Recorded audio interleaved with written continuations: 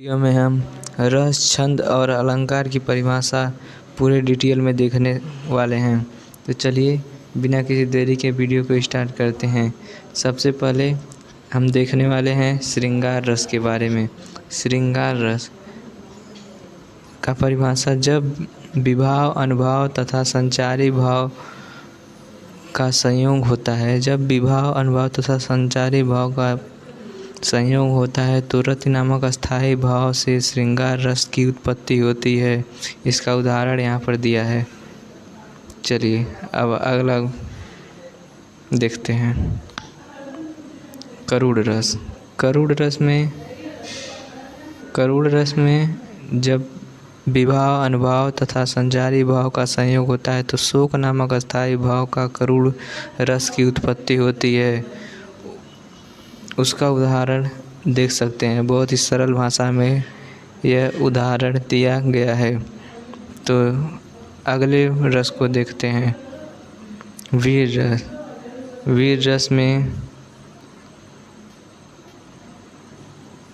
वीर रस में हम देखने वाले हैं जब विभाव, अनुभाव तथा संचारी भाव का संयोग होता है तो उत्साह नामक अस्थायी भाव से वीर रस की उत्पत्ति होती है। यहाँ पर उदाहरण दिया गया है। अगले रस को देखते हैं। चलिए अब रस खत्म हो गया, अलंकार आ गया। अलंकार में हम सबसे पहले देखने वाले हैं अनुप्रास अलंकार। अनुप्रास अलंकार में परिभाषा देखते हैं। परिभाषा: जहाँ पर किसी एक ही व्यंजन की आवृत्ति बार बार हो वहाँ पर अनुप्रास अलंकार होता है। उदाहरण देखते हैं। तरनी तनुजा तट तमाल तरुअर बहुछाई पाके पेड़ पर पका पपीता। ये दो उदाहरण दिया गया है। अब अगला अलंकार देखते हैं, यमक अलंकार। यमक अलंकार की परिभाषा देखते हैं।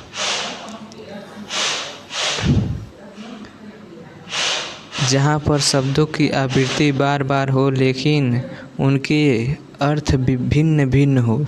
जहाँ पर शब्दों की आवृत्ति बार बार हो लेकिन अर्थ भिन्न भिन्न हो वहाँ पर यमक अलंकार होता है। यहाँ पर उदाहरण दिया गया है। ऊधव जोग हम नाहीं। यहाँ पर जोग का एक अर्थ है साधना, एक जोग का योग्य है। दूसरा उदाहरण है काली घटा का घमंड। घटा का अर्थ है बादल, दूसरे घटा का अर्थ है घटना या कम होना। तीसरा उदाहरण दिया गया है सोना कितना।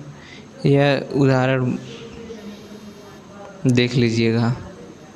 चलिए अब अगले अलंकार को देखते हैं, उपमा अलंकार। उपमा अलंकार को हम देखते हैं।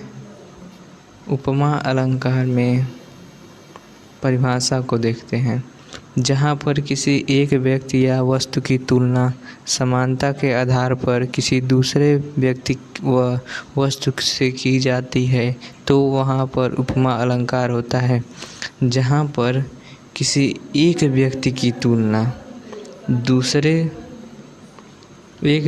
तुलना की समानता के आधार पर दूसरे व्यक्ति के वस्तु की तुलना की जाती है वहाँ पर उपमा अलंकार होता है।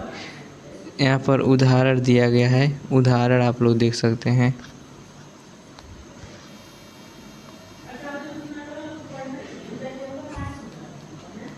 चलिए श्लेष अलंकार।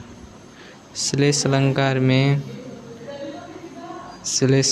में परिभाषा को देखते हैं।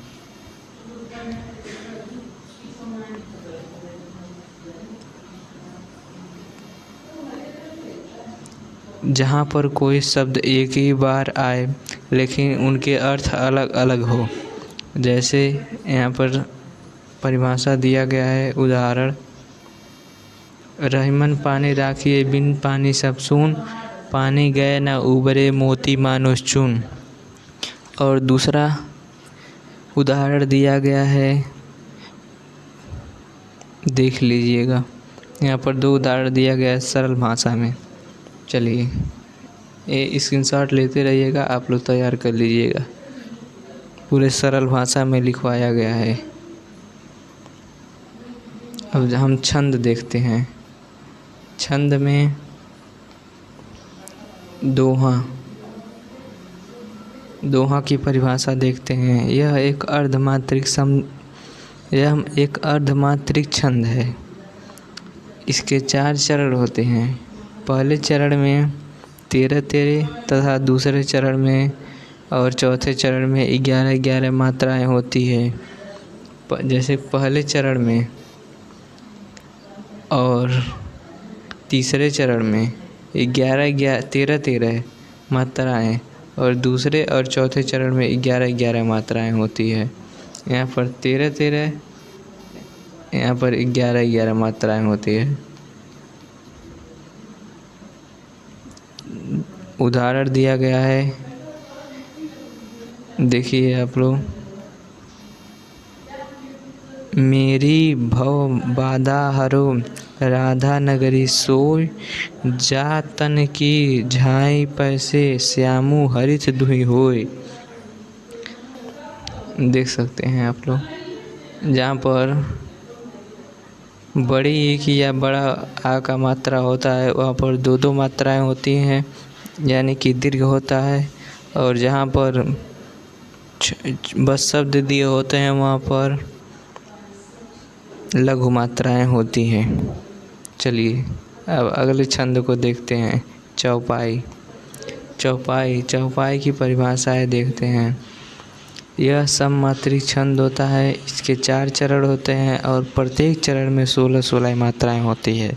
इनके अंतिम 2 वर्ग गुरु लघु नहीं होते हैं। इसमें आप लोग चौपाई देख सकते हैं एकदम आसान तरीके से, जो आपको याद होगा। चलिए बिना